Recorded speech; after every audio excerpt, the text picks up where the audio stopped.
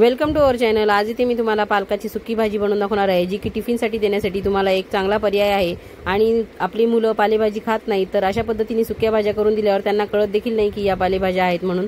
तर इथे बघा मी छान मोहरी जिऱ्याची फोडणी करून घेतलेली आहे। त्यामध्ये लसण टाकून लसण देखील लाल करून घेतलेला आहे आणि त्यामध्ये थोडासा अद्रक देखील ठेचून टाकलेला आहे। इथे मी हिरव्या मिरच्या देखील टाकून घेणार आहे। ह्या सुद्धा व्यवस्थित परतल्यानंतर इथे मी एक मोठ्या आकाराचा कांदा लांब लांब असा कापून घेतलेला आहे। तो देखील इथे आपल्याला तेलामध्ये चांगल्या पद्धतीने परतवून घ्यायचा आहे आणि मीठ टाकून घ्यायचं आहे। इथे मीठ टाकल्यानंतर देखील कांदा छान भाजून निघतो आणि लवकर परतल्या जातो, त्यामुळे मी इथे मीठ ऍड करून घेणार आहे। तर भाजीला जेवढे मीठ आवश्यक आहे तेवढे मी इथेच कांद्यामध्ये टाकून घेतलेले आहे। इथे एक तुम्ही मोठ्या आकाराचा टोमॅटो देखील टाकून घेऊ शकतात। तर बघा मी पालक स्वच्छ धुवून चिरून घेतलेला आहे आणि या ठिकाणी बघा पालक एवढा कढईवर दिसतोय, असं वाटतं की बापरे कढई पुरेल की नाही, पण छान याला वाफ आली, तेलामध्ये चांगला परतून निघाला की एवढूसच दिसतो हा। तर अशा पद्धतीने ही पालकाची भाजी तुम्ही तुमच्या घरच्यांना करून खाऊ घालू शकता, डब्याला देऊ शकतात।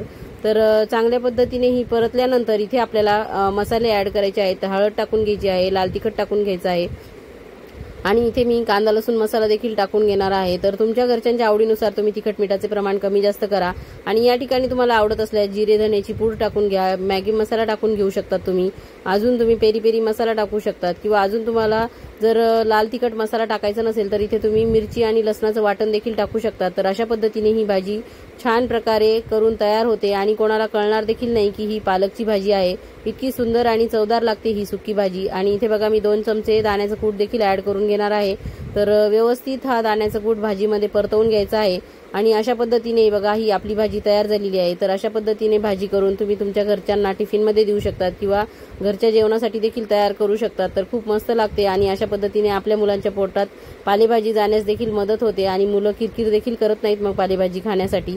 तर अशा पद्धतीने नक्की तुम्ही पालेभाजी करून बघा आणि आवडल्यास चॅनलला लाईक शेअर सबस्क्राईब करा। धन्यवाद।